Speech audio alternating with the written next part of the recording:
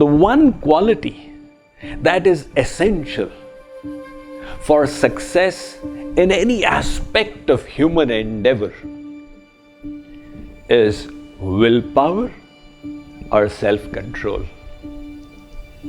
And unfortunately, this is also the one quality that people find they are deficient in.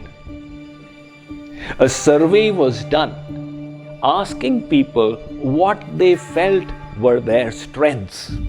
Someone said interpersonal relationships, someone said logical thinking, and so on. Nobody named self-control and willpower as their virtue. Subsequently, when they were asked, what virtue do you feel you are deficient in? Invariably, people felt that they did not possess enough self-control. And that relates to the inability to follow diets, the inability for daily exercise, the inability to focus the mind on the task at hand, the inability to bring out our best in the work that we do.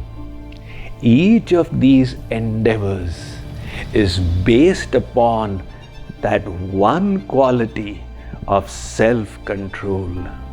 Where does this ability come from?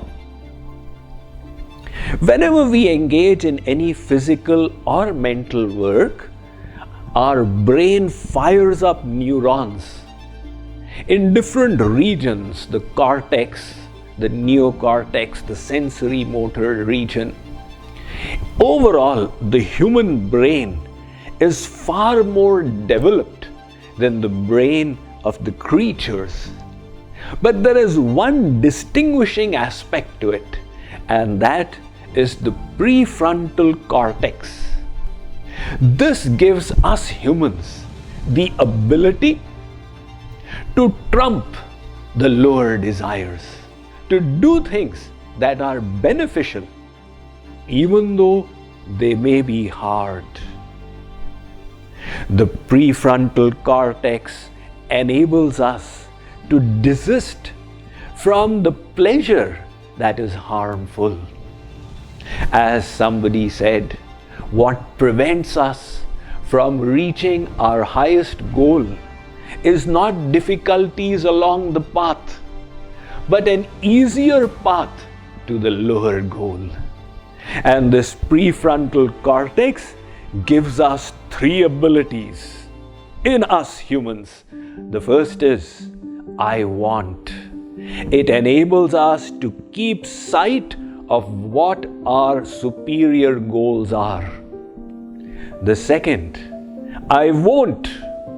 It enables us to not do the things that would distract us. And the third is I will. It empowers us to do things that entail austerity, that entail discipline. That discipline comes from this prefrontal cortex. Now, the good news is that this willpower is very much like a muscle. And like a muscle, it tends to get exhausted with use. And that is why you will observe that your willpower is the highest in the morning. That is the time to do tasks that are difficult, that require the engagement of the brain. For example, writing, spiritual practice, meditation, etc. And then through the day, the willpower wanes out. And often in the evening, people find that they are willpower failures.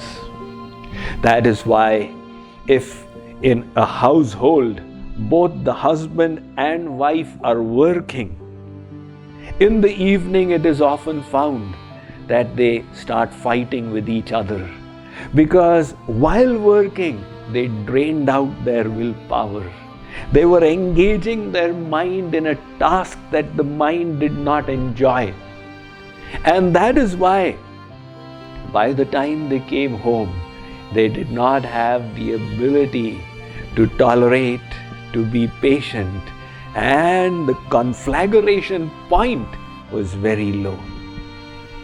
However, just like the muscles, willpower can also be developed. That is the nature of this brain. If you apply it to math problems again and again, it becomes better at them. If somebody engages in juggling, that portion of the brain which is engaged in juggling tends to develop. And similarly, we can develop our willpower by exerting it.